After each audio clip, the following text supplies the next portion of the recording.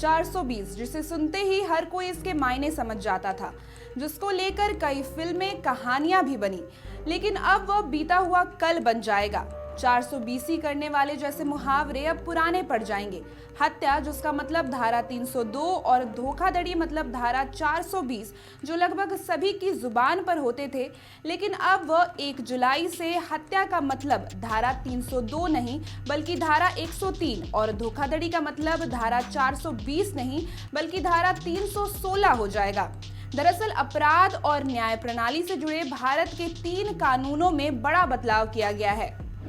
आतंकवाद की श्रेणी में अपराध पर मौत की सजा, तारीख पर तारीख का चलन होगा समाप्त, 0 FIR की हुई शुरुआत, 3 वर्षों के भीतर न्याय मिलना सुनिश्चित हो सकेगा, राजद्रोह की जगह नया शब्द देशद्रोह, मॉब लिंचिंग में उम्र कैद से लेकर मौत तक की सजा का प्रावधान, IPC में मॉब लिंचिंग का जिक्र नहीं था, डिजिटल इंडिया का मॉडर्न कानून, कागजी कार्रवाई कम होगी, IPC, CRPC और भारतीय साक्ष्य अधिनियम खत्म।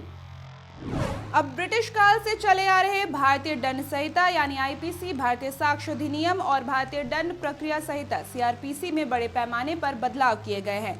अब इन कानूनों के नए नाम भी होंगे, जिसमें भारतीय कानून संहिता, भारतीय साक्ष्य अधिनियम और भारतीय नागरिक सुरक्षा संहिता नए नाम हो जाएंगे। बता दें कि 1858 में CRPC और 1860 में भारतीय दंड संहिता IPC लागू की गई। CRPC में समय समय पर बदलाव भी हुए थे, जबकि IPC में ज्यादा तब्दीली नहीं की गई थी। IPC में 511 धाराएं थी, लेकिन भारतीय न्याय संहिता में धाराएं 358 रह गई हैं। आपराधिक कानून में बदलाव के साथ ही इनमें शामिल धाराओं का क्रम भी बदल जाएगा। 1860 से जो कानून था, इसकी जगह BNS भारतीय न्याय संहिता आएगी। क्रिमिनल प्रोसीजर कोड, जिसको CRPC कहते थे, जो 1898 से अमल में था, इसकी जगह भारतीय नागरिक सुरक्षा संहिता BNSS आएंगे। और इंडियन एविडेंस एक्ट 1872 से जो इस देश की क्रिमिनल जस्टिस सिस्टम को गवर्न करता था, इसकी जगह भारतीय साक्ष्य अधिनियम BSA लागू होगा।